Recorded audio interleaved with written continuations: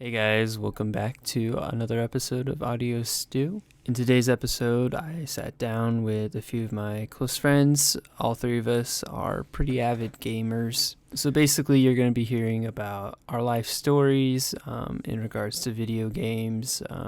Sort of just to give a perspective, because I feel like people who haven't played video games a lot of times really don't understand what's the big deal with them and stuff. Or else if you are interested in video games, it might be just fun to hear what some other people's perspectives are on things. So yeah, we're going to be talking a little bit about our life story with them, sort of the pros and cons of playing video games, and then as well as just, some of our favorites, because that's always fun. I will also say that this episode was recorded quite a while ago, and so if you stay tuned until after the episode, I'll probably pop back in for just a minute or two and kind of explain some of the things that have actually changed since then.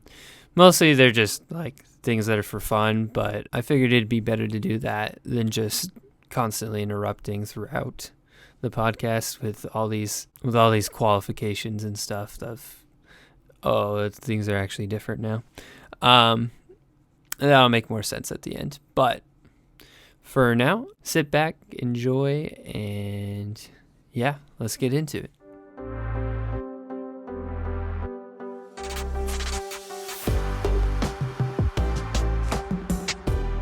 Me personally, 20 hours a week on video games is a lot. Is it?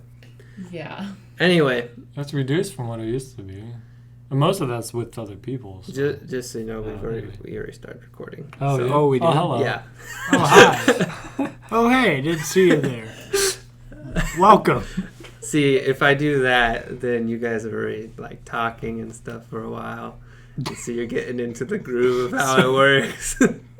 No, so, we're just so talking. I'm probably going to have to cut all the stuff about Guitar Hero Live. But no, Matt, we're not doing ASMR. Andrew, do not. Put that drink down. Put that drink down. And right. don't choke. Ah! Okay, we're good. All right, so we're going to get started here. Welcome, everyone, to Audio Stew. I'm sure I'm going to do a different Audio Stew. I'm going to do a different intro for this, but I'm just going to say it now so that you guys feel like cool. I don't know, something. I don't feel cool at all. I like stew. What kind of stew, Matt? My mom's. Okay. There's so many. That's not a flavor, but okay. There's so many different things that end in stew. Okay, you know what, Andrew? There's If you want to critique it later, that's There's the YouTube channel Brew Stew.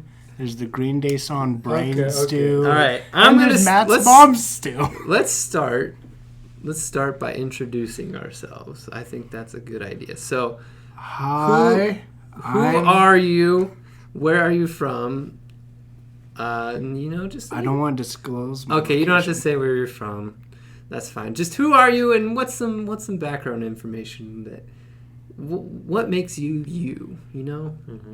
I'm going to go first because Matt indicated that he wanted me to go first.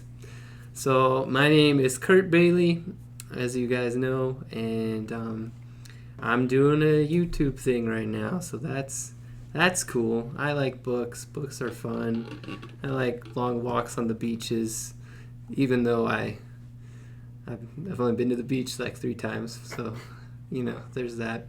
Anyway, that's all. That's enough about me. What about you, person on my left? I am the person on Kurt's left. My name is Matt. I am a computer programmer. I went to college for that. I also like video games. Oh, that's good. Yeah. That's going to be pertinent, guys, here in a minute. What about you? What about you on the right? So, my name is Andrew. All right, so I enjoy sports. Traveling is fantastic. I am not a fan of traveling. I would rather just sit at home. Yeah. But that's me. Same. Okay, continue. Dude, traveling's awesome. You get to see so many things. I'm also kind of boring. I want to go into the entertainment industry, whether that be content creation, making movies, or, just being the coffee boy for some major company. I really don't care as long as I'm part of that process. At the moment, I work at GameStop. So there's a theme here with the video games. Yeah, I know, right? What a shocker. To clarify to the audience, I am not an evil person for hating traveling, because I don't actually hate traveling, just most of the time. And because I know, well, I don't know, but there's a small chance that you may hear some other noises from the other end of the room. Would the person on the other end of the room like to reveal themselves because she refused to leave and has continued to do her homework? Lame. Yeah. Who are you? Hi, my name is Paige Noble.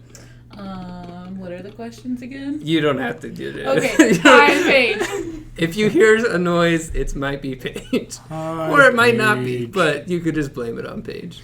Yeah, it's totally fine. Okay, so now, yes, we have been talking, we've mentioned a couple times the video game thing. What makes you qualified to be here on this podcast today?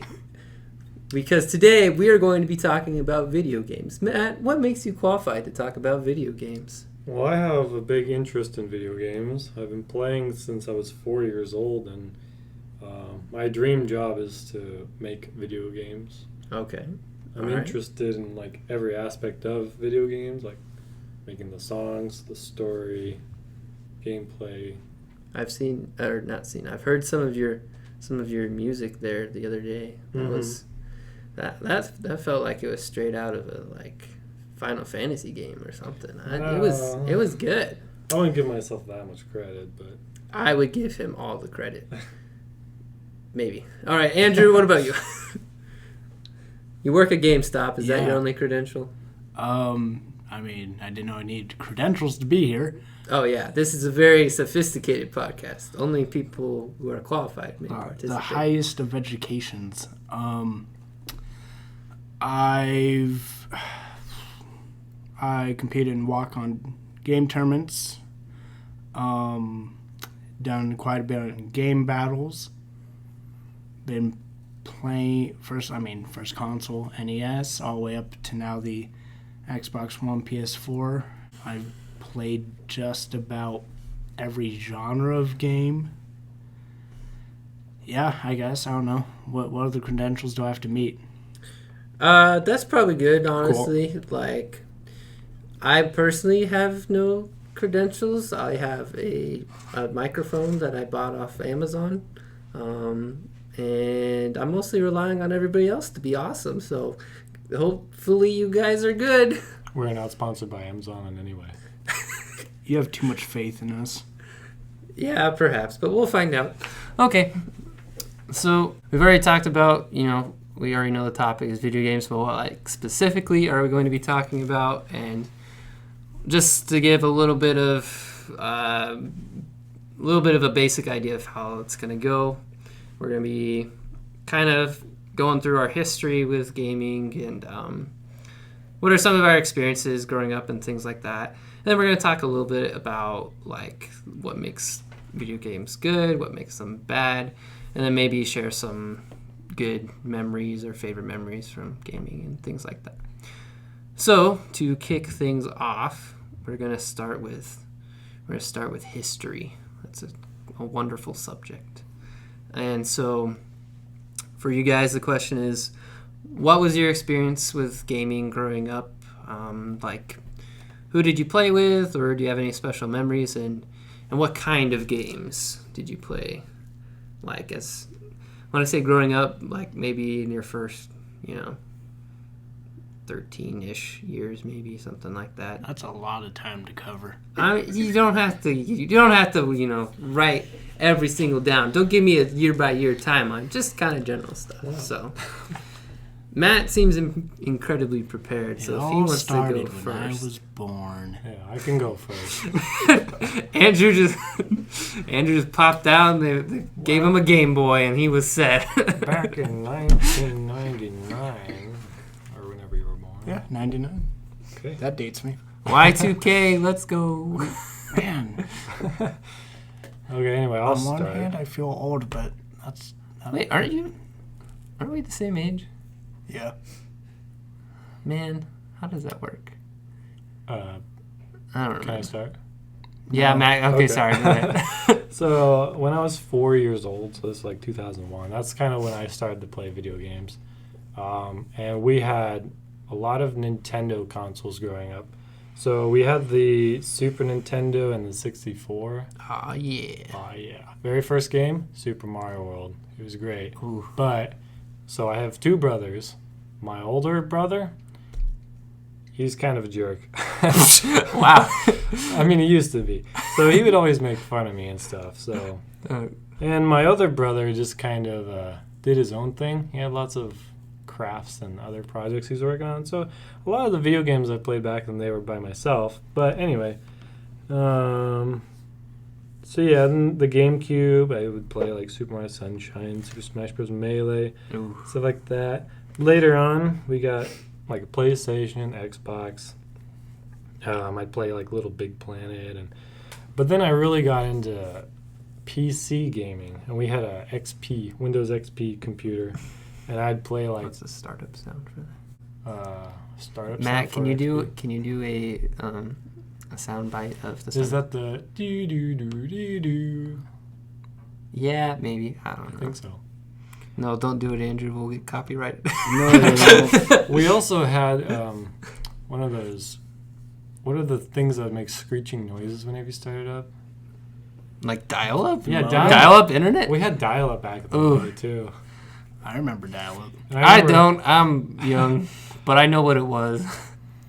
I would like sneak down into the family room at like 6 in the morning and turn on the computer, and then there's just going on. Yeah. Did you ever get caught doing that?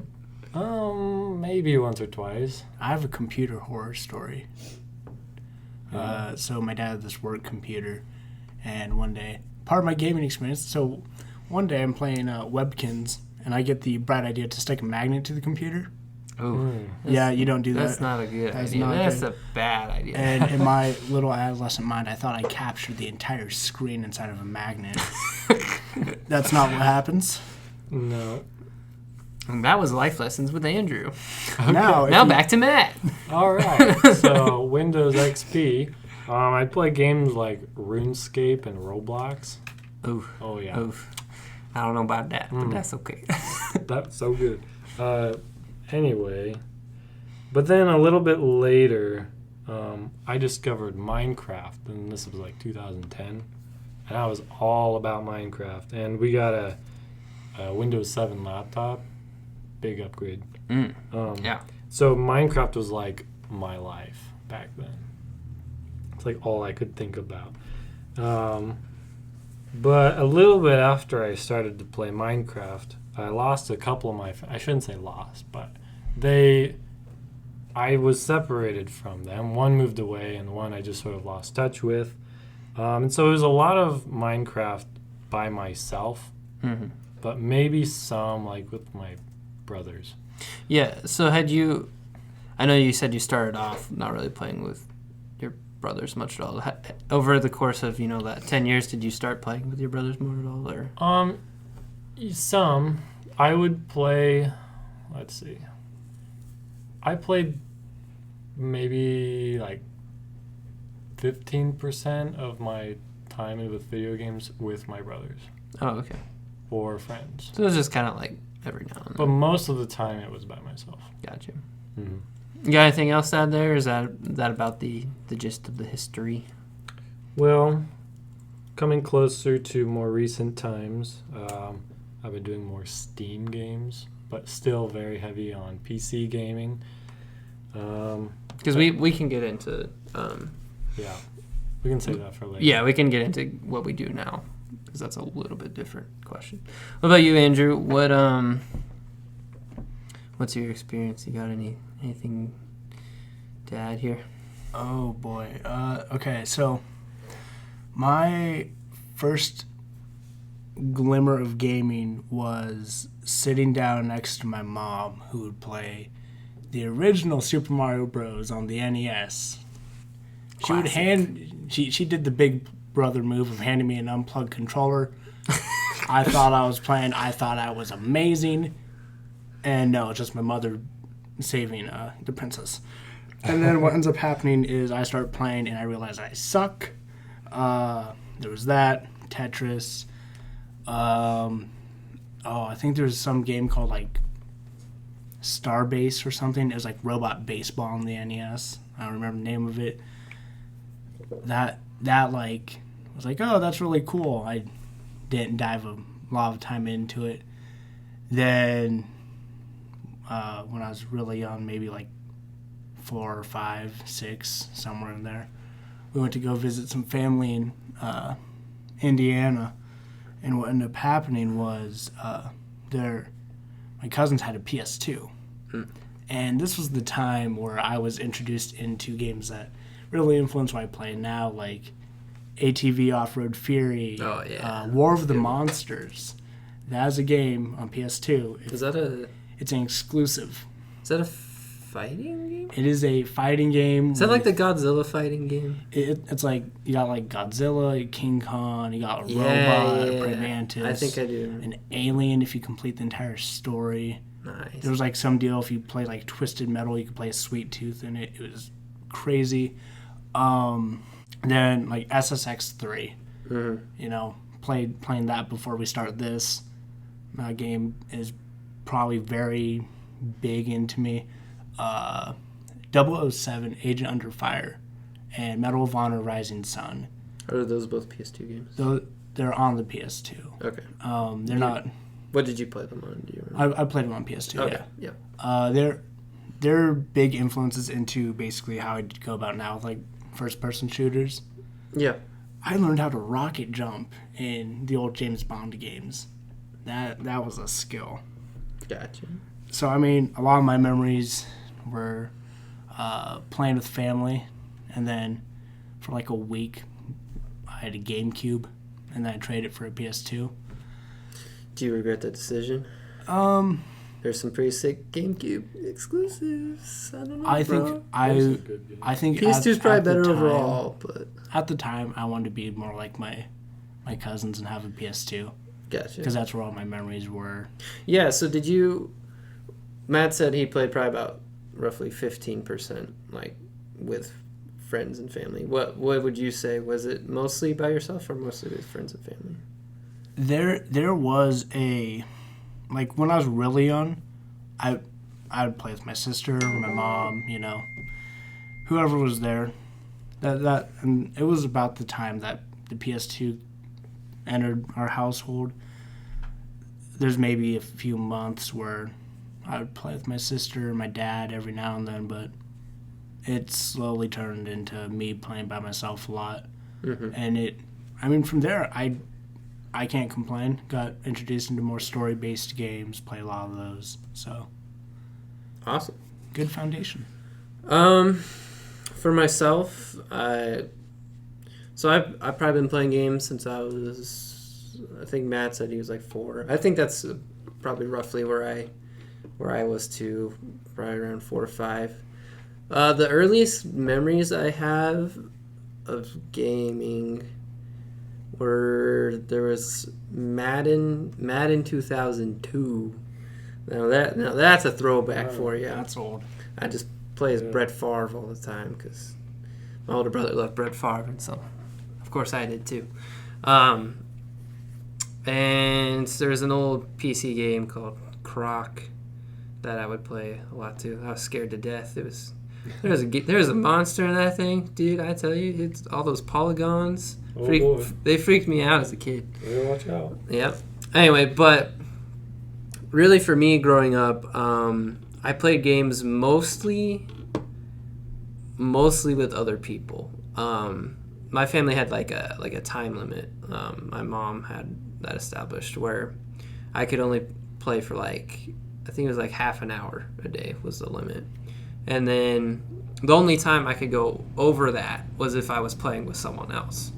And so that's what I would do a lot of the time. I would play by myself some, but most of the time I would be playing with friends. I played so many games with friends.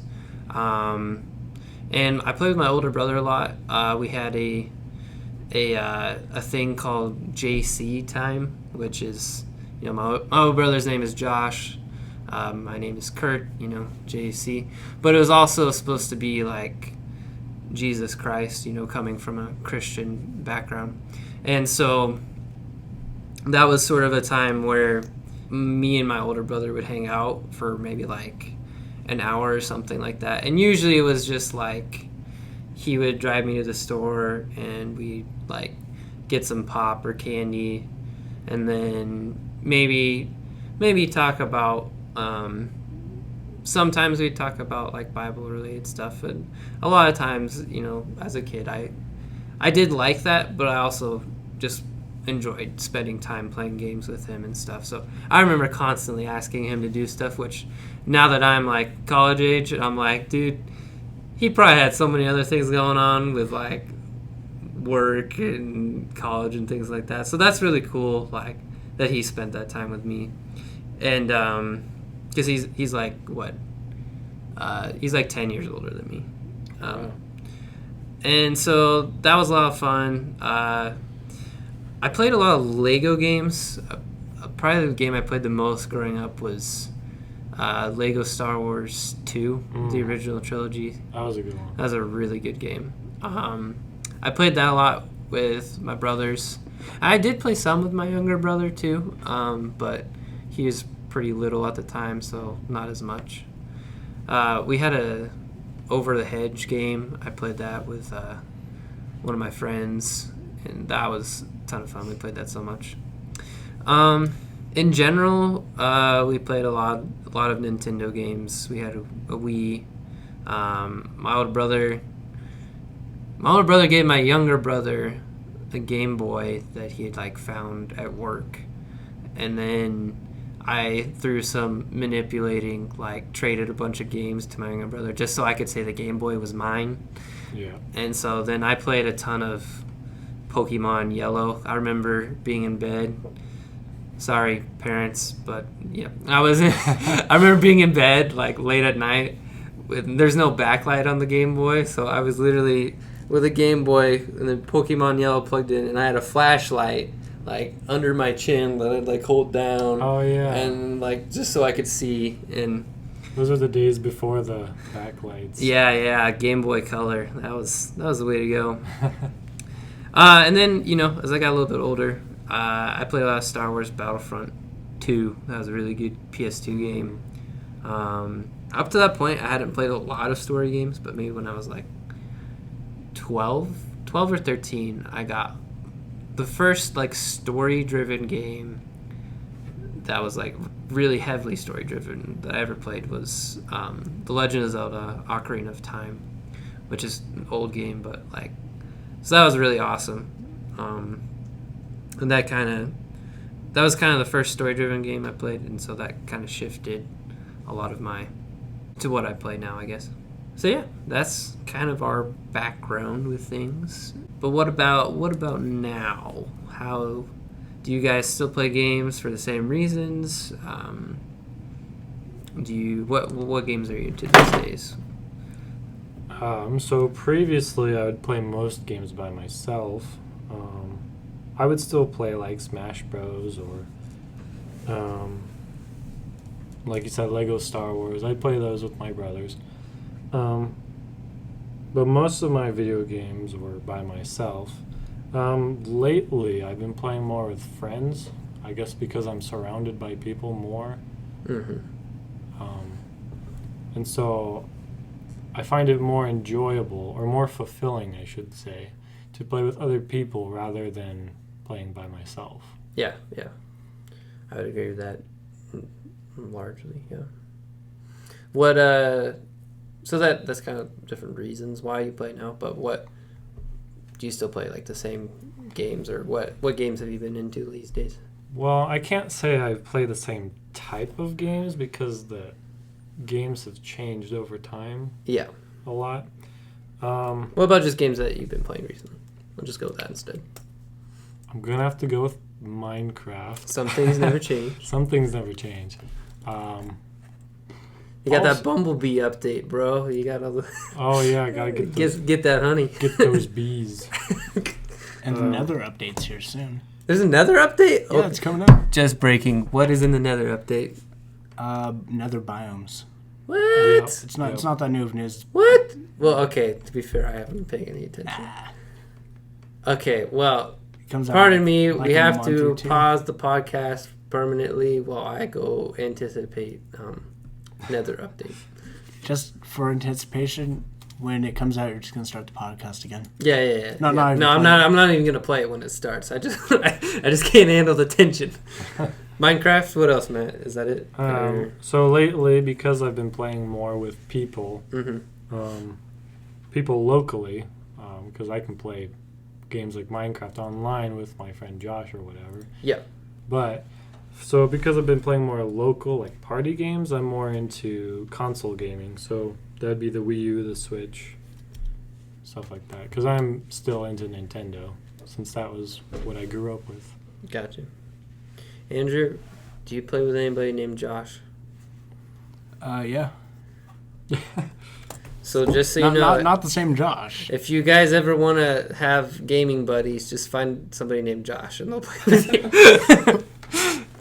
So mostly still just Nintendo stuff. Yeah. Okay. Nintendo and PC. You've been playing a lot of Guitar Hero. Oh, recently. Yeah. And I think you played that a lot in the past, too. Yeah. Have you completed through the Fire and the Flames yet? Yes, the question. No, I got up to 83% On expert, right? on expert. Yeah. Dang. I am new to Guitar Hero, and so I've been trying to do Fire and the Flames on medium, and I can't get past like the solos.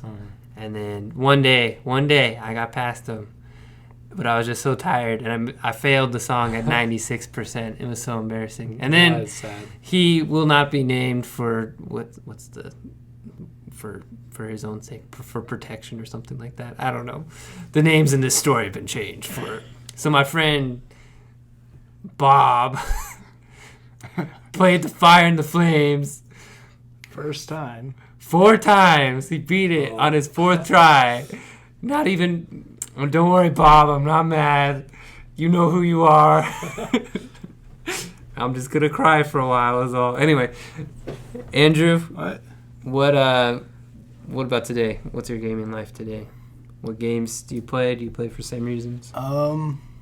My motives for a while, like throughout high school, definitely did change. Because in high school, I saw it as I could potentially make a career off of playing games. Mm-hmm. So I hosted some small tournaments throughout my high school and in the town, and I won a handful of them. That sounds like you rigged it. No, I set them up and then I won. Actually, Andrew was the only participant in the tournament. I lost more of them than I won, though. Okay, I can that's say fair. that. Are you talking like Smash Bros. Or Call of Duty? There's a little bit of everything. There's we did Call of Duty zombie tournaments. Oh yeah, just whoever lasts longest. Yeah, and we did them round based, and we would have double elimination. Double elimination for round based games. Terrible idea. Never do it because it lasts forever. This has been Life Lessons with Andrew again. Another one. All right. Just keep it rolling. And then I got into game battles for a little bit. Joined a Black Ops 2 clan way after the heyday of that game. And then I guess once college hit... Oh, okay. And throughout the high school, I still played, my fair share of story-driven games. And then college hit, and I transitioned more into just whatever game was in the console at the time. Basically, that's what I started doing. But recently, it's been a mixture. There's been Control, just finished that. Which you hated. I don't know if I think if I had sat down and played it from start to finish, my opinion would be different on it. Yeah, but because I was stuck at one part for the longest time. SSX3 is still my rotation of games I play. It is currently, there's a TV in this room, and it is currently on the TV. It's paused at the moment. It is paused, yep. I think I'm on peak 1 in some snow and like in a trick off. I don't know what it is at the moment. Modern Warfare 2019. That's been going through. Life is Strange. Minecraft. Been playing with Matt a little bit. Doki Doki Literature Club. Oh dear. Gotta put that out there. I still want to see the end of that. Yep. Yeah, these guys haven't seen it yet, but I have. Yeah. We'll get to talking about that in a little bit. Or at least I'm going to talk about that here soon. But we've been playing like games together and stuff. Mortal Kombat. Actually, it's kind of interesting. Growing up, I played like Mortal Kombat, Grand Theft Auto, like Mortal Kombat Armageddon, Grand Theft Auto 3, Vice City, San Andreas. And then I took a break from all those games when I got my 360. Didn't really go back to them until I got my Xbox One. I was like, well, you know, I enjoyed these games way back then. Maybe I'll enjoy them now. Who knows? Jedi Fallen Order. Great game. I'm enjoying it. I'm like maybe 25% of the way through it. Do not complain whatsoever. Giant spiders. Yes. I hate those. Yeah, so Andrew hates spiders, and I bought him Limbo for probably the worst, no offense, guys, but the worst Secret Santa in the history of mankind. It was so embarrassing. Everybody messed up. Anyway, I bought Andrew Limbo, which, for those of you who don't know, there's a giant spider who kind of chases you around in the game. So that's, good move on my part. Anyway. Hey, I made it past. So I guess the reasons why I play games now is both for a community aspect and I guess for like learning story-wise, because that's one thing I really want to go into is story making, and overall just trying to outdo my own performance in games. I guess that's where it all started, and obviously I did, go off from that a little bit. I was like, oh, I'm just going to go into it competitively, but that didn't work out. It's pretty tough thing to get into. Oh, yeah, definitely. So I personally, how has it changed for me? Let me think here. So for one, I don't play as many Nintendo games, and that's almost entirely because I bought a PS4 a couple years ago, and so I've pretty much just switched to playing like modern games instead of playing Wii games. Although I still have a Legend of Zelda Skyward Sword. I really want to play that at some point because I wanted to play that game like ever since I was like 12. So that's definitely been on my list, and I have it now. So at some point I'll finish that. The biggest shift for me is I started playing a lot more when I was younger, and I've also been, because there are so many great modern story-driven games, I've done a lot more single-player story games, whereas when I was younger, it was almost not exclusively, it was primarily with other people, and it's kind of shifted to now it's probably about 50-50 of me playing a story game on my own versus me playing with friends, doing video games. And so story-driven games, modern ones. PS4 has, I think, unarguably the best exclusive games.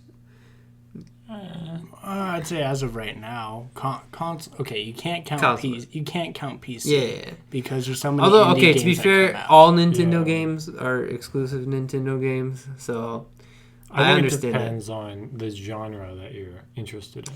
Yeah, that's true. The best single-player story-driven exclusive games. So I've been playing. I played through Horizon Zero Dawn. Awesome game. You shoot robot dinosaurs with a bow and arrow and feel awesome. Anyway, that's okay then. That's a very bad description of the game, but you do that, so that's awesome.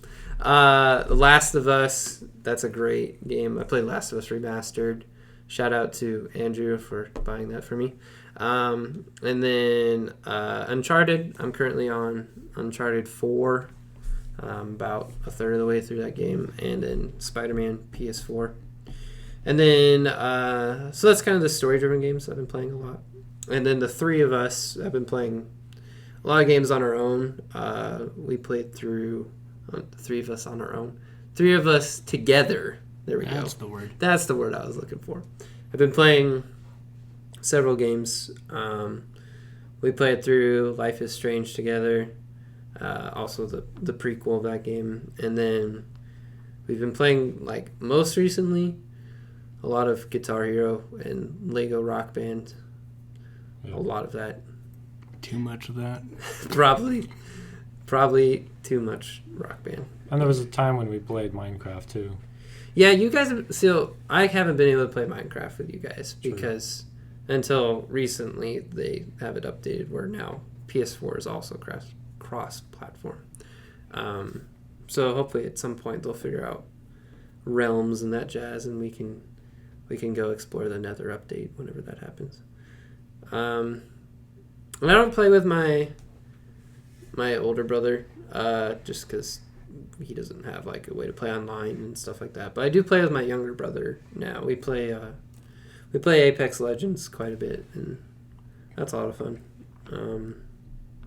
But yeah, for me the main shift has been I really do want to be more, especially recently. When I'm talking like the past month or so, is to not just waste time on games, but to actually be intentional with why I'm playing games. So usually that would mean that I'm either playing with other people or I'm playing through a story game or, right now I'm working on some YouTube stuff. So working on content creation, I guess, and some of that requires gaming. But yeah, and I did talk about how I've kind of had a shift in mentality, so we're going to use that as a segue. So we all still play games. What do you guys think is your weekly average for how much you play games? So how many hours a week do you play games? And then getting into a little bit of some of the moral components behind gaming. Like, do you think that's a healthy thing or not? Whatever the amount you have is it healthy or unhealthy? Why or why not? And then really just in general, what are some of the downsides to gaming? We're going to talk about some of the good things after that, but downsides to gaming. We could keep going in our little trifecta triangle here, but Do you want me to get this over with and just say my numbers? Andrew has been dreading this for the past at least 40 minutes. Because that's how long we've been going, by the way. Oh, great. Yeah, I know. We're doing well. I think we're on pace. Time flies. All right. Time flies when you're having fun. All Right, right. Paige? Mm-hmm. Thanks, Paige. You're welcome. And that was Paige with the commentary. She is still here. So, Andrew, you can go first if you want to. what do I think my weekly average is playing games? Yes, and Okay, so you can qualify it however you want, but in the end, you still have to. I'm going to give you a few different scenarios. Okay, just go for it. Before I had a job, Mm-hmm. Yep. way too much time. Okay. There was maybe like 12 hours a day. Ooh. That's a lot of that. Whoa, Wait. You whoa. said day. Well, yeah. Okay. Let me say that with a grain of salt. There would Must be one big grain of salt, Andrew. there would be like I wouldn't play for like 1, 2, 3 days. Okay, so Like I would get all his gaming in once, and then you maybe take a play break like for a while. 2 hours the next day, then not play the following day, maybe 1 the next day. Like it was very sporadic. You could not keep track of it. But yet again, my 1,000+ hours of Black Ops 4 definitely does Yeah. not help that. In like a year. In 1 year. 1 year is the game being out.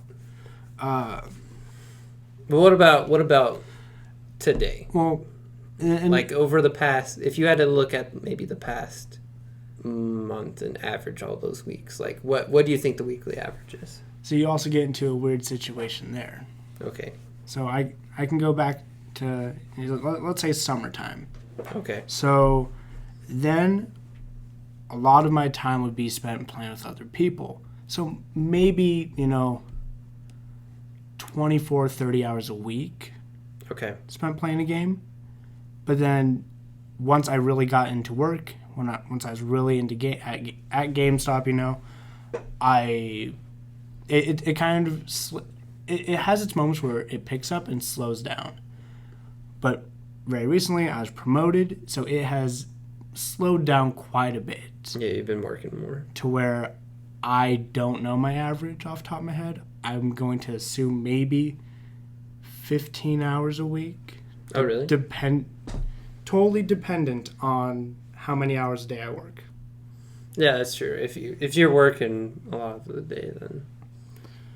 And then on top of that, anything outside of work that I do with friends or hang out at home, it's hard to narrow it down. But I will say my time playing games has, and I'll admit I'm kind of sad that time has gone down, because for me playing games was a pastime, and it's generally the winter time where I spend most of my time playing games, and because can't really go outside and do stuff. But so you'd say probably anywhere from like a 15-hour minimum to maybe like a 25-hour maximum in a week. Yeah, somewhere in there. Okay. Now, whether or not that's healthy, I mean, for me, I always had a counter to that. Okay. When, like, over summer when I would play a lot, I was also, like, doing sports. I was a camp counselor. I would go out longboarding. I would do all these other things outside of gaming to just kind of counteract that. Did I lose a lot of sleep? Yeah. Do I generally get a lot of sleep? Absolutely not. And I am that type of person who is built to where I can run on 4 hours of sleep. But then, there will be a day where I have to eventually you're going to crash and get like 12 hours of sleep on a Friday. But yeah, but I mean, that happens one day, and then I'm good to go for another, week, getting 4 hours of sleep a night. So I think going to the final part of this of, benefits or downsides. Yeah, just let's start with we'll talk about benefits later, but what would you say downsides are? Because you have mentioned lack of sleep. Now, for you also generally just don't get much sleep in general. So. I just don't sleep. But you have to still probably think that if you're up playing games, that might affect it some. But I'll let you decide what you... Well, I mean, alongside that, I at least used to do a little bit of content creation, not only for myself but for my cousin. And then shout out to the YouTube channel with Eli. So self-promotional plug. All right. And then also technically working through GameStop, playing games is kind of homework. You do have to. It's not set how much, but you are... I have to play enough to have an opinion. Yeah, you are required for your job to play games like somewhat regularly. So I think for myself, one of the major downsides that I personally have is loss of sleep. Okay. But I feel like generally with everything else, I have a decent grip on it. Okay. Just going off the past few months, decent grip on my balance between everything. Now, for generally speaking, is this healthy? Is this good? No. You don't think so? No. For your average person, no. But you're talking about hours-wise? Yeah. Okay. Hours-wise, the amount of time that I put into games, it's not good for the normal person. But yet again, I'm not spending all that time playing Fortnite. Yeah, there is a little bit of a difference between spending 8 hours in a dark basement playing Fortnite by yourself versus playing like, spending 2 hours, playing Rock Band with your buddies. Now, whether or not either of those things are good, you could maybe look into. Yeah. But the fact of the matter is they are different. Okay, what about you, Matt? What do you think? Weekly average, healthy, unhealthy, and downsides. Okay, well, currently probably I play like 20 hours a week, maybe. Back in like high school days, it was a lot more. It was like 30 to 35 maybe. But then once I got to college, I found a lot of other things to do in my free time. So my game time has decreased quite a bit, but and also I'm playing more games with other people rather than most of that being by myself. So what do you think? Okay, so you said your average probably around 20 hours a week. Okay. Do you think that's good then? Healthy, unhealthy? Well, I don't know if it's really healthy, but I don't know if it's unhealthy either, because a lot of that is with friends. And Okay. so I feel like that could be a good thing. Yeah. And you did say, okay, you didn't say this, but I was going to bring up, you also haven't been working very regularly at all, and you did just get a job where now you're going to be working. Yeah, so I regularly. graduated about almost a year ago, like 9 months ago. And I just got a job. So for a while, I had a lot of free time. Yeah. But now, with my job, I'm going to be playing a lot fewer video games. Yeah. jobs make a big difference in that. That is very true. Yeah. And it's weird because you might look at yourself now and be like, oh, I play a fair amount of games. You hit that job, you're like, I wish I had that time. Not necessarily to invest in the games, but you just wish you had all that free time again. Yeah, and it depends on what kind of job you have, whether or not you find your job fulfilling and things like that. I mean, by all means, I love my job, but I still like to have some me time. Yeah, I feel you. Matt, downsides to gaming. Well, I think with anything, it could be a bad thing. If you're spending too much time playing video games by yourself and it separates you from the people around you, that's a bad thing. Mm-hmm. But Agreed. that could be with anything, like books, movies, Yeah. etc. I don't think video games, well, generally they're not bad themselves, I don't think. Okay. It's what we do with the time that we have.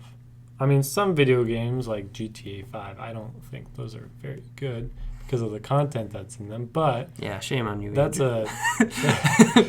Hey, even though I played, GTA as a kid, I mean, It's probably not good. Hey, That'd be my opinion. I wouldn't recommend letting a middle school kid play GTA. yeah.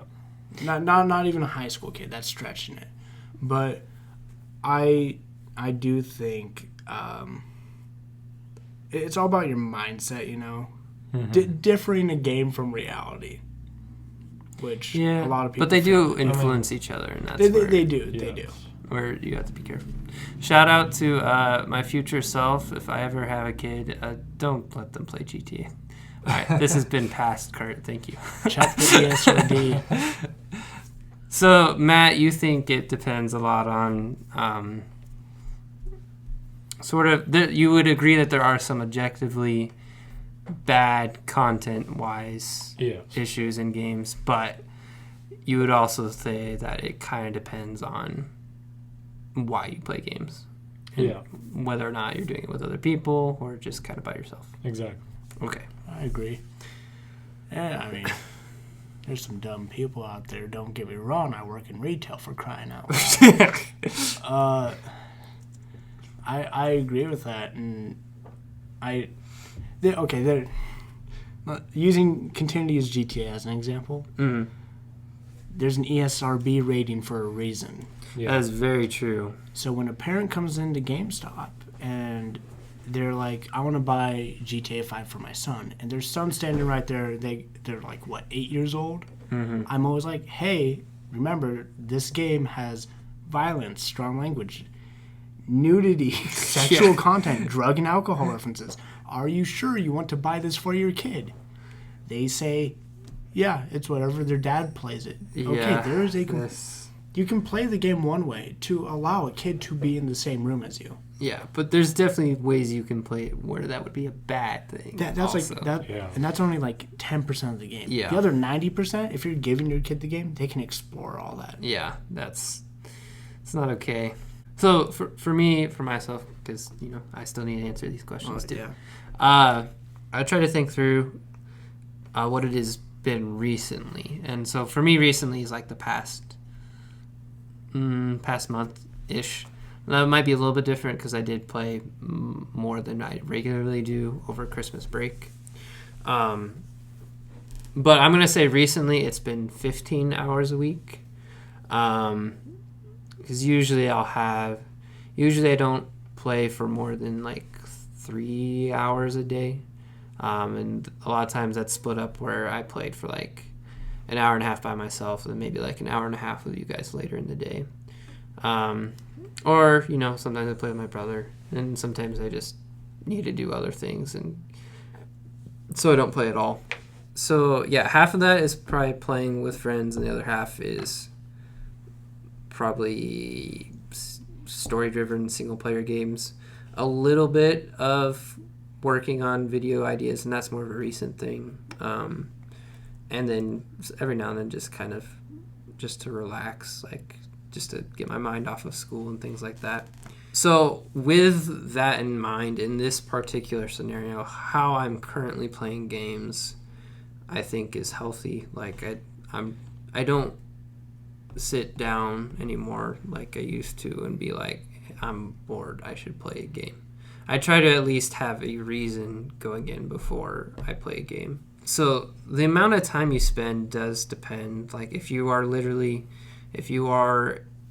make a living off of content creation, there's a lot of YouTubers who do that, right? You're probably playing games 40 hours a week, but it's also like your job, right? Yeah. So that's a little bit of a different scenario. But again, there is a difference between a whole bunch of different scenarios. So the amount of time that you spend on a game matters, but what matters more is why you were playing games. And for myself, I've seen several downsides. I wrote a paper for college for talking about what are the benefits of gaming, but as I was doing that, I would also, come across downsides and things like that. And then just from personal experience. Primarily, it has been distracting me from things that matter more. That would I say is the biggest downfall of playing video games, is spending your time on things that aren't as important as, say your family. That happened to me a little bit over Christmas break. I tried to be careful, but even looking back, I was like, there are a couple times where it was like, hey, I haven't seen my family in a while, and yet I'm in here playing games, and when I could be hanging out with my family, Yeah. And so that's something that I think everybody needs to be like self-aware of, is where's your priorities in life? Like for me, if God is my biggest priority in life, then why am I spending so much time on games? When I could be out reading my Bible or doing things like that, or, getting to know other people outside of games or spreading the gospel, things like that. And could I be spending time with God? Could I be spending time with my family? Do I need to be doing homework right now? That is a very real thing, and I have struggled with procrastination, not just because of gaming, just in general. But gaming hasn't helped with that. And I've also I played a lot of Overwatch, and that's a game that really requires team-based communication to do well. And when you solo queue in Overwatch, there's about a 50-50 chance you're going to run into... Well, actually, no. First of all, there's a 70% chance no one is going to say anything and your team's going to stink because of it. But in that 30%, it's about a 50-50 of people being really toxic and cussing people out and things like that. And really... not being helpful or putting good things into your head. But then that's not just Overwatch. And that's not just Overwatch. No. Overwatch does particularly suffer. I think it's gotten better over the years. But there's also the other 15% where it's like, whoa, I just met this random guy from, such and such, and we're doing awesome. Like, that's cool. But I don't want to emphasize that quite yet. I'm mostly talking about the toxic part of it. So there's definitely a lot of downsides you could look into. You can look into video game addiction, as far as it triggering like dopamine in your head and things like that. And there is some legitimate research behind that. And there's a lot of different aspects you could look at. But we all still play games, right? And so that's something we all need to be aware of. But if we're still playing games, then there's obviously some justification, at least in our minds, that we've made for them. And so I do want to kind of transition that to what are some of the positives of gaming. In fact, let's go with this. Let's name one game that has influenced your life in a positive way. Now, I know that might be kind of hard to pin down, and influenced your life in a positive way, you could look at a whole slew of different aspects of that. But name one game, and then maybe just some general benefits that you think of gaming. Just one game? You only get one game. See, I'm sorry, man. I know you've played like 1,002 games in your life, but... Well, here's my thing, because I can break it down into 3 different games. Actually, no, 2. Nope, you get one game. That's all you get. We're already at an hour, bro. You get one game. Yeah. To talk about the benefits, too? One game. Maybe Matt should go. You can think about it for a while. Yeah, so the one game I've definitely played the most hours of is Minecraft. For sure. And like you said, I had an addiction to Minecraft. It was like releasing dopamine into my brain. It's like all Matt could do was be like, gotta get that diamond armor. Well, You probably already had diamond armor. It was a modded Minecraft, but anyway. Oh, okay. What kind? Anyway, so Minecraft has definitely influenced me the most, both good and bad, positively and negatively. Okay. So I'll talk about the positive influence it's had. I would say because I played with my friends, that's probably the biggest positive impact it had. So, like, before, one of my friends I lost contact with, but then I met him again and we became friends again. And we would always play modded Minecraft together. And so that was sort of our way of connecting. And even to this day, I still play modded Minecraft with him. That's cool. So probably the benefit of games for me is just the community with people. Mm-hmm. What, because I agree community is a huge aspect. And in your case, fostering good community and not, like, toxic Overwatch people. Anyway, but what do you think as far as you could have been spending time with friends in, like, some other fashion, I guess? Mm-hmm. I'm not saying that you needed to, but what is there anything unique to video games that you think made that time especially, like, worthwhile, I guess? Well, And that's kind of a philosophical question. First of all, I kind of grew up in a smaller town, so there wasn't a whole lot to do outside of video games. Oh, that's very true, yeah. But I think also just creating like these fantasy worlds that we can explore together is unique, I guess. Yeah, especially to Minecraft. Minecraft is really good as far as sandbox. Because you could... I'm trying to think of other similar things that you could maybe like draw similarities to. Similar things you can draw similarities to. Wow, good sentence, Kurt. I'm not an English major, that's for sure. I'm kidding. I'm English ed. I'm sorry, pupils of the future. But things that you could draw similarities to of that experience would be like, going out in the woods with a stick and, exploring some world. I remember, I would do that in my backyard with friends and things like that. Or, Legos. Legos, I think, would be another similar alternative. But of those, I'd say Minecraft is probably unique because it's not tangible. Like, you can't go pick it up or anything like that. But it's unique because it's like saved in a world, and it's like all your creations that you've built over the years, like they'll stay. Legos tend to get destroyed over time, They're pretty strong. No, I mean like your creations. Oh, yeah. Usually your Death Star doesn't last till you're 20 unless you're awesome or something like that. You glue the pieces together and put Yeah, it if in you're a glass case. See, but if you glue them together, at, then don't there's no touch. hope. You can't. You gotta buy more Legos. You gotta There's buy no more hope. Lego. Oh, I see what you did there.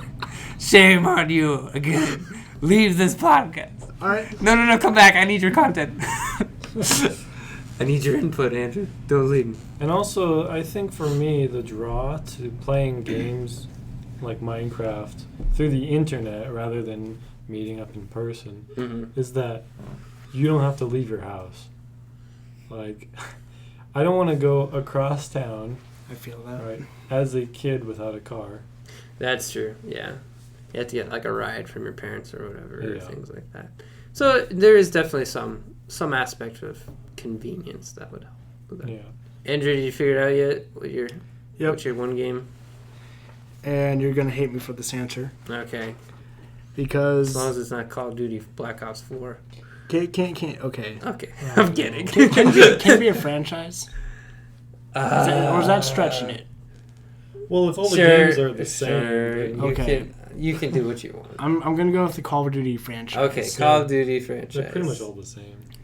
Basically, Burn. basically, that's not even a burn. That's a fact. Okay, yeah, that's true. All right, so Except for Advanced Warfare. they're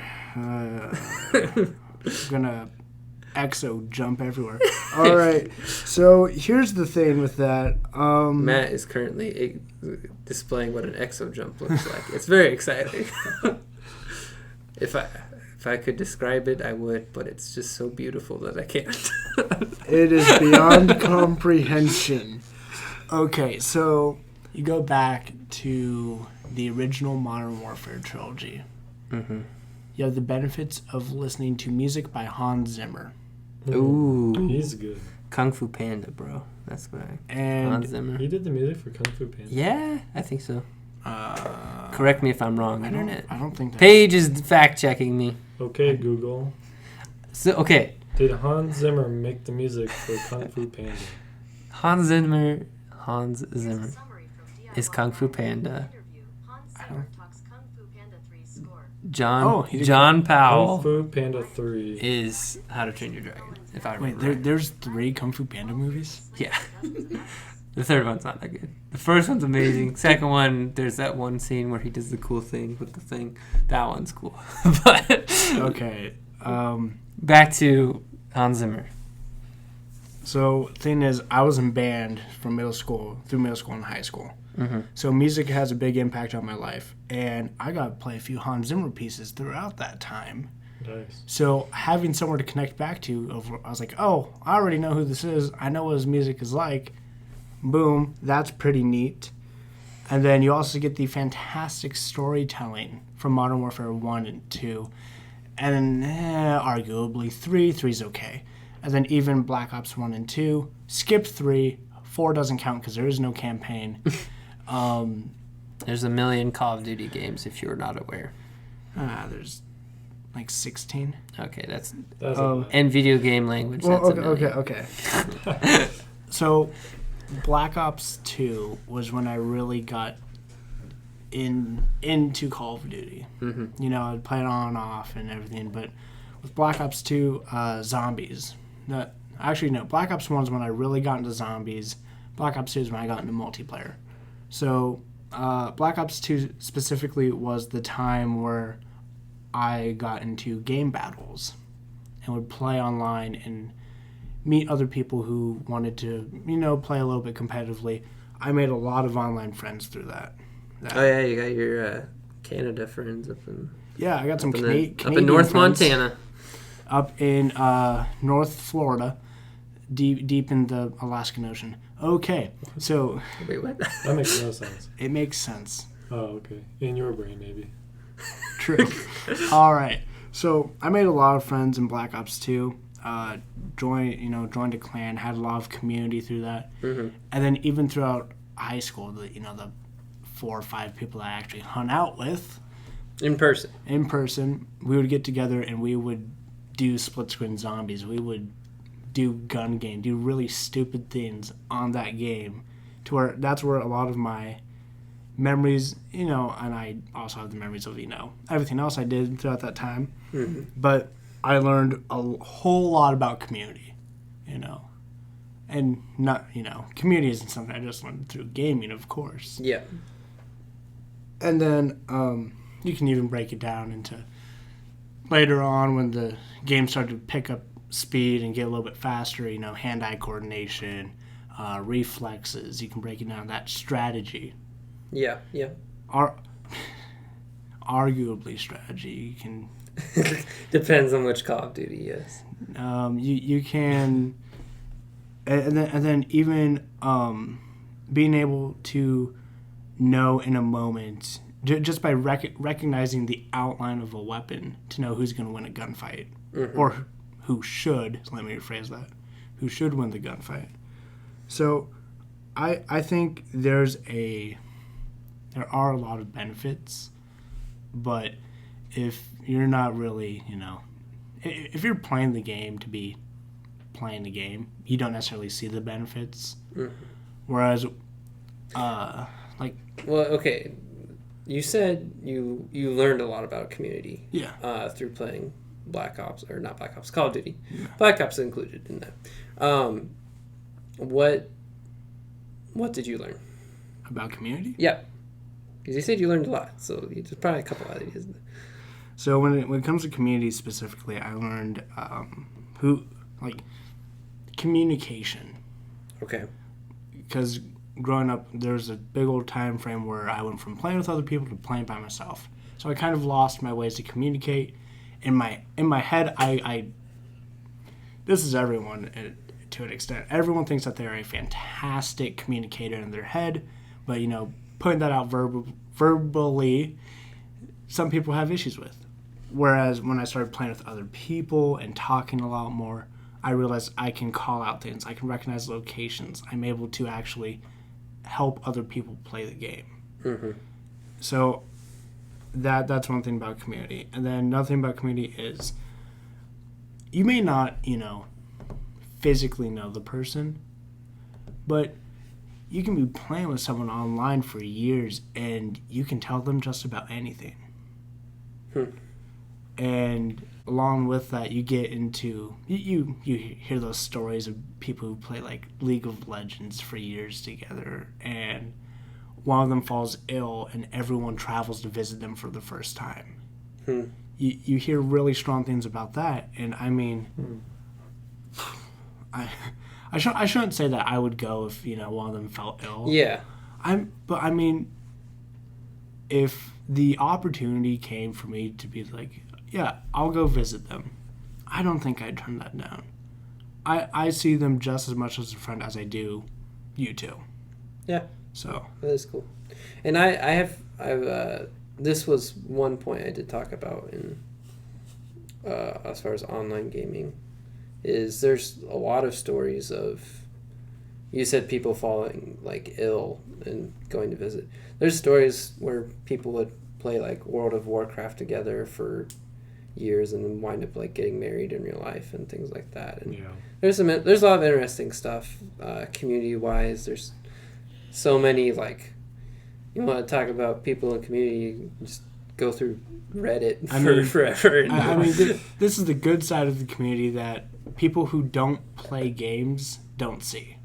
That's very true. A lot of like parents or just people who don't really want to play games or let me rephrase that. Don't play online games. Mm-hmm. Typically, they see it as, you know, that one kid down the street who screams into his microphone every time he loses and breaks something. Yes, that is part of... Sadly, that is part of the online experience, but that is... Depending on who you are. I feel like that's a... Well, let me rephrase that. I never threw my Wii through the TV. Yeah. I did, but it's because I didn't have my safety strap on. Shout out to Safety Strap. That was really loud, but yeah. Shout out to Safety Strap. My brother also threw a Wii remote into the ceiling. All right, raise your hand if you have Wii trauma stories. I did. I was a perfect child. So, I guess what I'm also, saying just so you know, you guys will never know who raised their hands because this is audio only. Right, Paige? You were right. Thanks, Paige. That was Paige. All right. So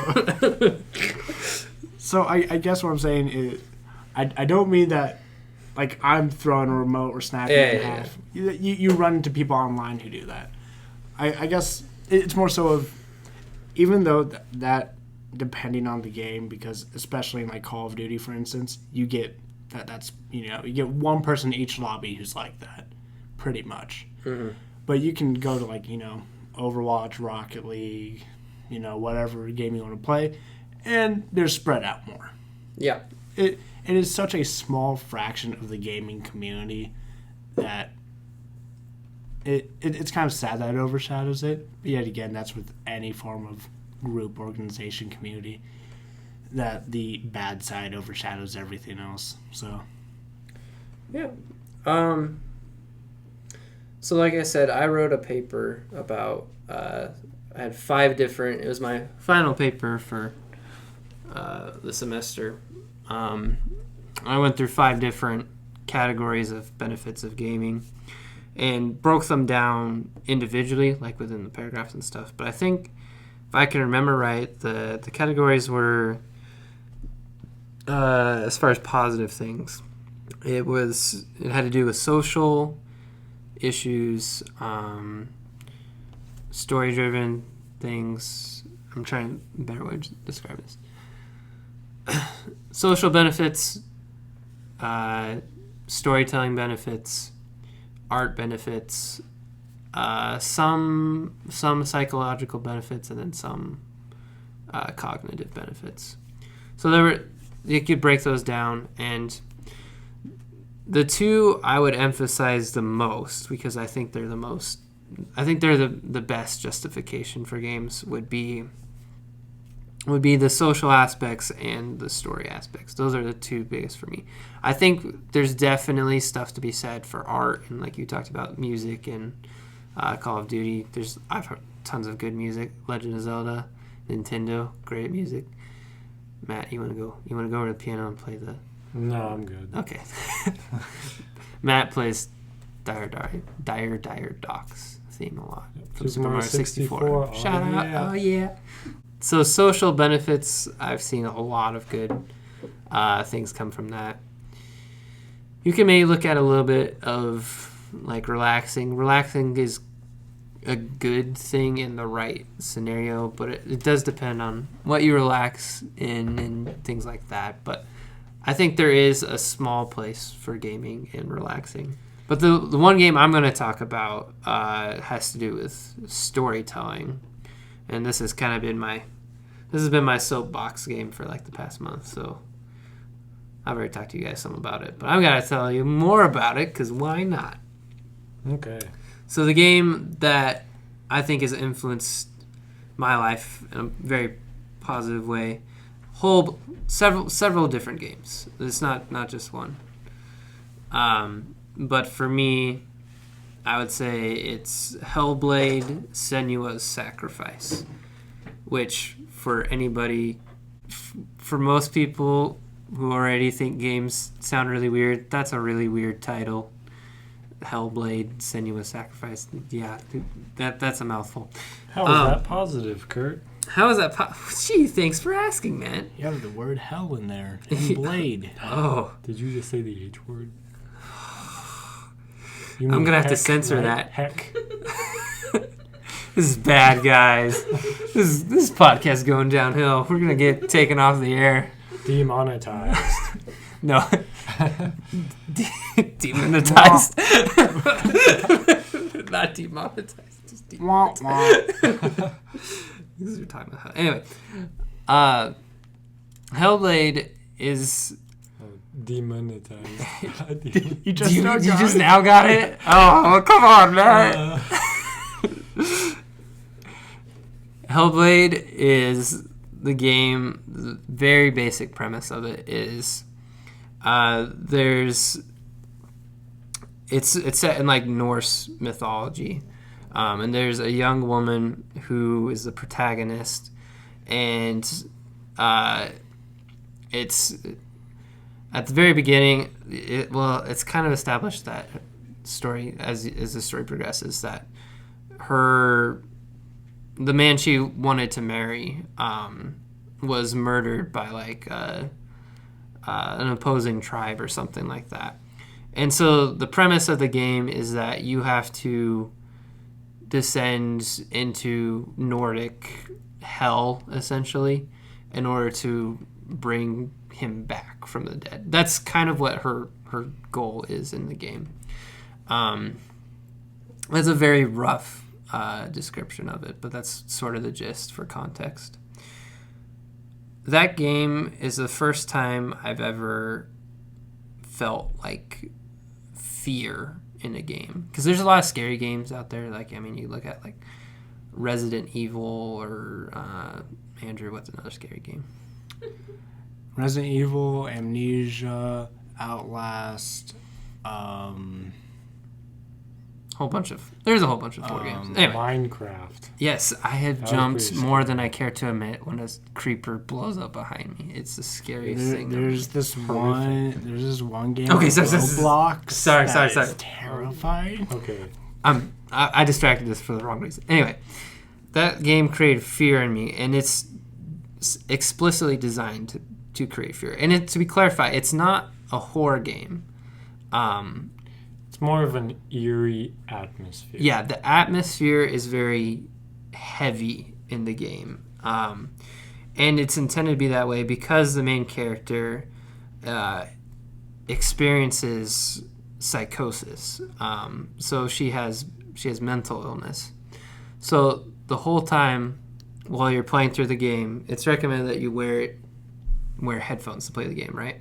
Yeah. And so the whole time where you're playing, the audio is coming through your headphones, and you're hearing all these different voices who are talking to Senua, who's the main character. And they're loud, they're soft, they're on the left or on the right, they're all everywhere. And they're constantly talking to you, and sometimes it's like encouraging, sometimes it's like, hey, get up. Or other times it's like, you'll never be enough, things like that. And so is all this very conflicting, panicked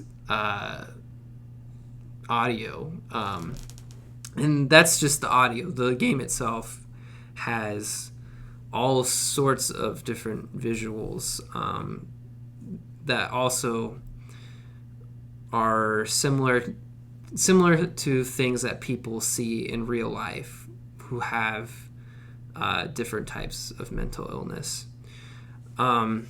Things like seeing patterns that most people wouldn't connect with, and that's like a game mechanic. And sometimes there's even good things. There's like a lot of beauty, that like a vibrancy and color. And then there's other things where people like have nightmares about like seeing dead corpses and things like that. And these are all different mechanics that tie into the game and the story. And so for me, the ability to provide a different perspective, and not just to talk to people about like mental illness, I guess, because you could go, for me, I don't know anyone personally who has like a severe mental illness like psychosis, but to be able to experience that in a way that is where I'm not just hearing from them, but also I get to experience like what their life is like. Yeah. Totally different perspective. And that game is very dark.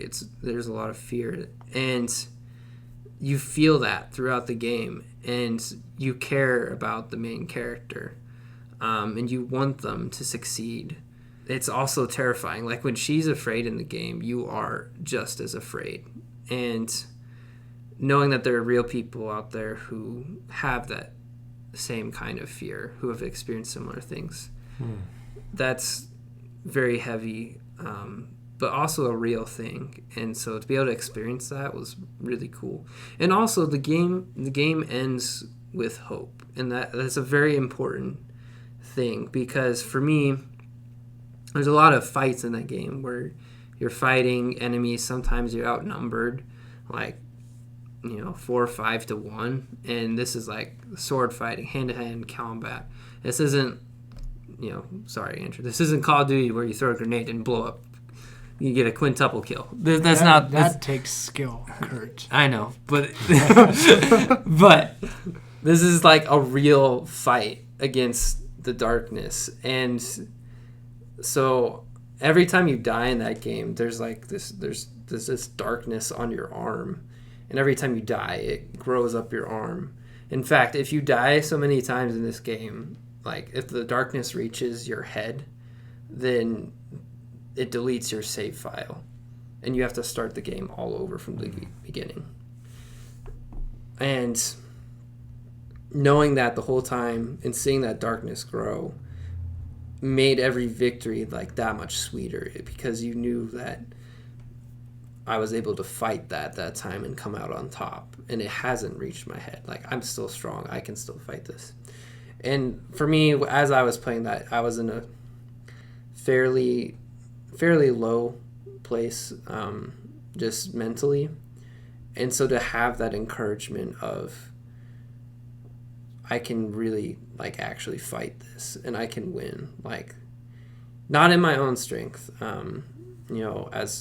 as a Christian, that comes from God, knowing that my strength is not my own, but it comes from the hope I have in Christ. But being able to see a representation of that was really awesome. And I think that's I've talked quite a bit about it, and hopefully I've explained well like the positive impact that's had on me, and really in a lot of different ways. But yeah, you guys got any other final thoughts on that issue? And after that, we just got a couple of fun things that we'll just run through real quick, just to end things off here. Any thoughts, or just go forward? I think we could move forward. Matt wants to move forward. Fun things, real quick. 32. No, the answer is 42, but that's okay. That's stupid.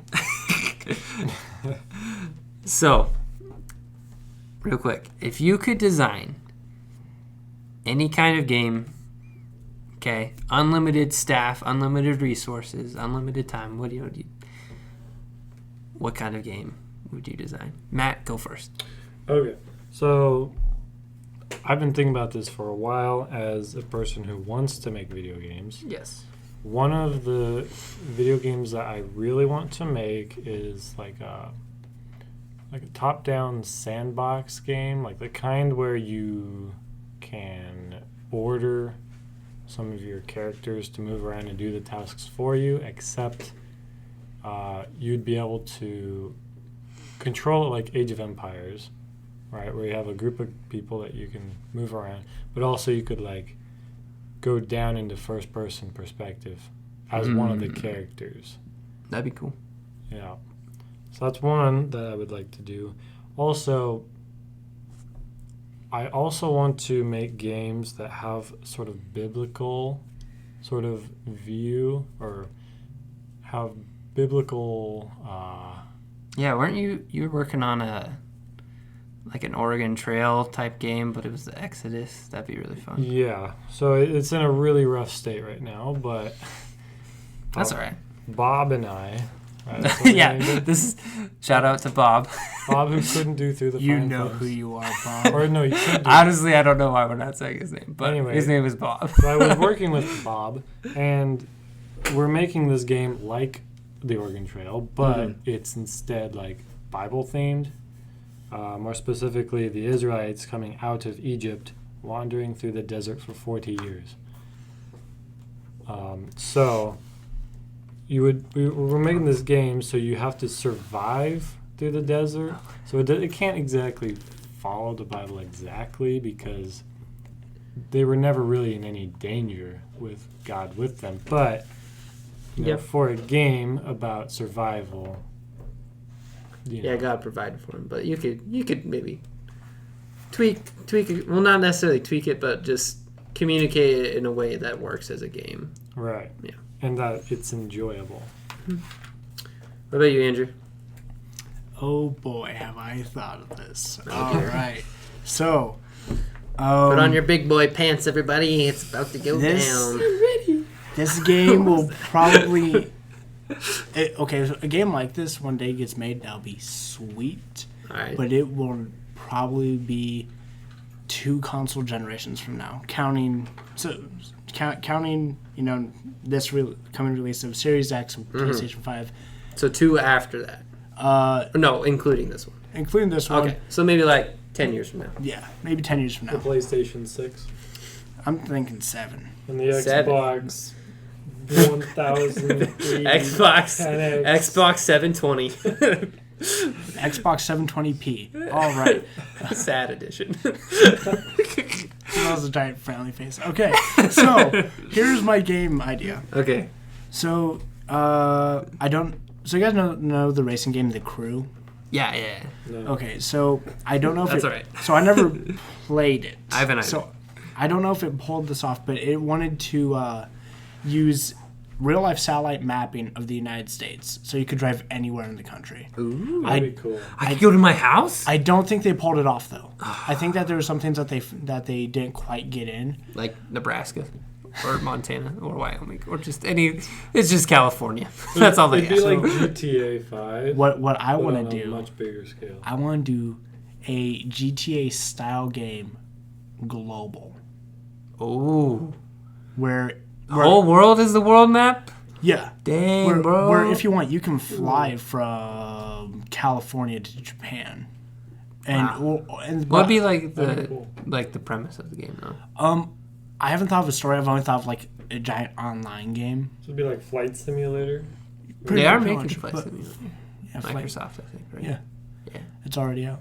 Oh, is So it? yeah, Flight Simulator's been You out could for a fly while. from like airport to airport. So Yeah. I think what would be really cool. So like if you want, you could go to your own house. Yeah, that's what I was talking about. That would be Now whether or not you can actually go inside it, Probably no. probably not, because that would be that would- dude. It'd be some like Matrix level it's stuff or like, Inception, you know? super hot when you go around this one corner, you look into the window, and you're sitting there at your computer. I playing know, with the right? VR headset on. That would be so That'd freaky. be But I I don't want to play your game, Andrew. It Like, seems no, scary. No. a drone just comes flying into your house. Just crashes through the window. Oh dear. But I want to like map out the entire world so you can. But I don't want to be GTA-esque in the sense of like Oh yeah. everything's out of None control. of the M-rated jazz. I mean, you could do that if you want. It's real life, Kurt. Like You want real life? Kurt. GTA Simulator? Listen to me. I want this to be. How much of real life, Andrew? I want this to be where you can do anything you want. But there will obviously be consequences. In the sense of, like, you have one life. When you die, you have to start over. Are we So- talking about real life or a video? Real life in a game. So this is like The Sims extreme. No. Let me try and explain this. You know further. what? This game just sounds like So real life. You should just play the game of life. This is a very okay. ambitious. So what I'm saying is, it's basically GTA on a global scale. But if you want, you can like do side quests for like college, and like learn and then go into other stuff. Yeah. If you want to Okay. do that. If you want, you can skip all that. Drive a car across the country. So a life in a video game. Yeah, but Like, obviously Second no. life. Ooh. Shout out to Half-Life, because Half-Life 3 is never going to happen. This is a Half-Life Alex. Well, those are very different, but okay. This will be called Full Life, Full life. Full life.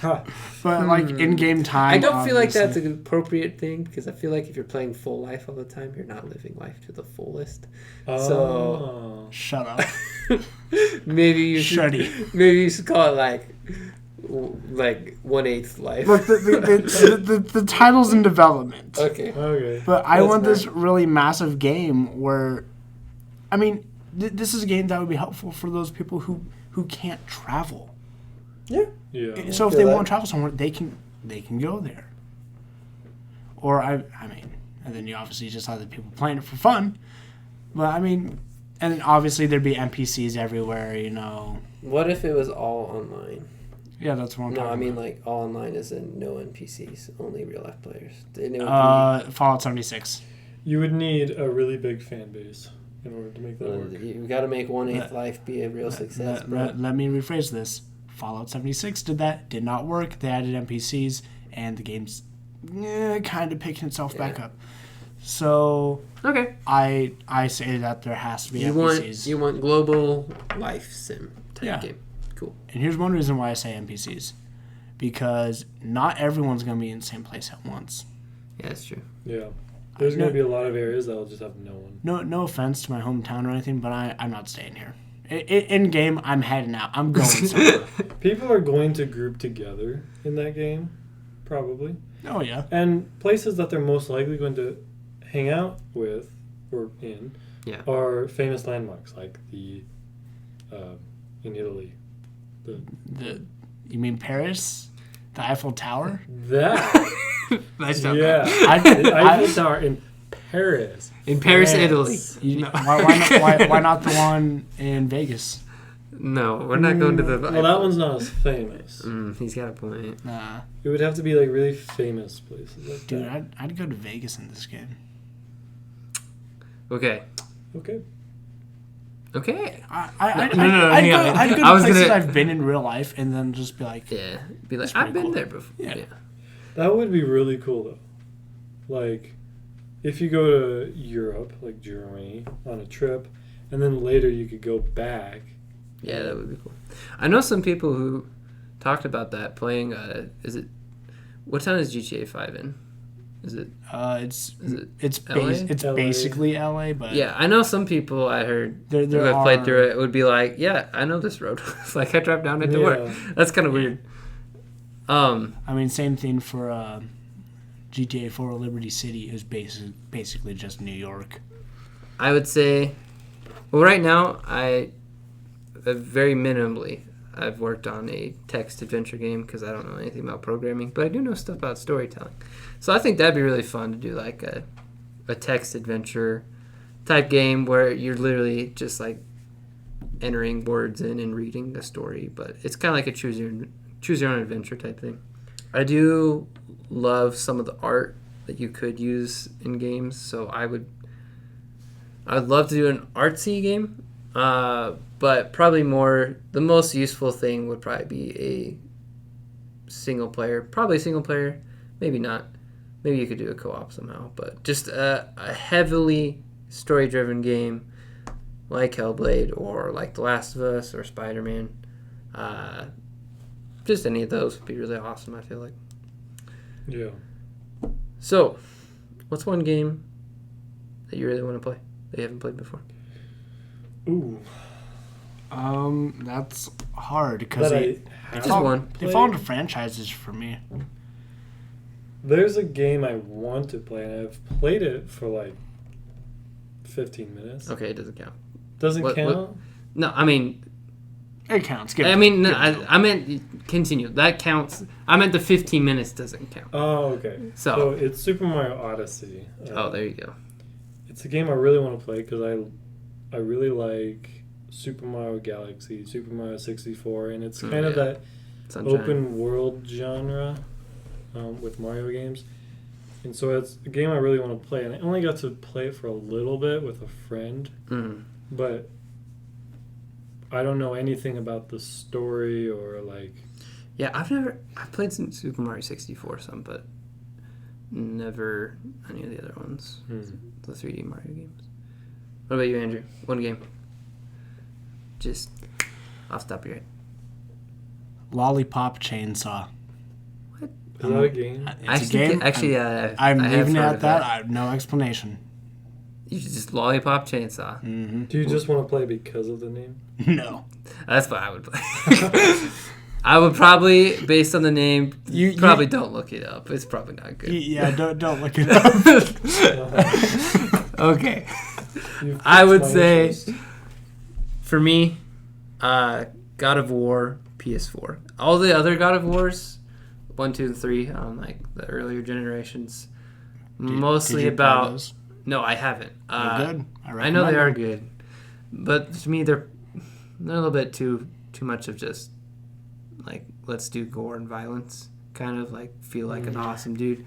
No, you but- got to play the first one. First one has a solid story. It does. Okay. Mm. I do know God of War PS4 specifically shifted to a lot of story driven as far as like a father and son type bond, and that's a really cool theme that I'd love to explore.